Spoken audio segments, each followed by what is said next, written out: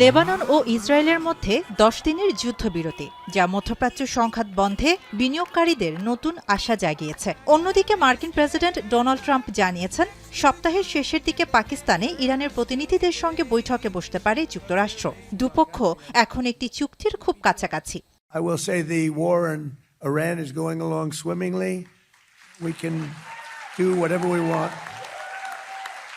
And it should be ending pretty soon. It was perfect. I mean, it's perfect. It was the power we have, our military. We have the most powerful military anywhere in the world. আর এই খবরেই বিশ্ব অর্থনীতিতে বড় ধরনের ইতিবাচক প্রভাব পড়েছে।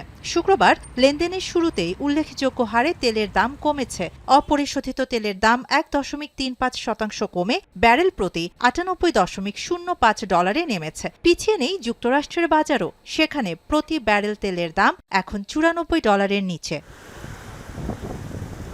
ইরানের সঙ্গে যুদ্ধের জেরে গত 7 সপ্তাহ ধরে হরমুজ প্রণালী বন্ধ, যে কারণে মার্চ মাসে তেলের দাম রেকর্ড 50% বেড়েছিল। তবে ট্রাম্পের নতুন ঘোষণার পর হরমুজ প্রণালী আবারও উন্মুক্ত হবে বলে আশা করা হচ্ছে।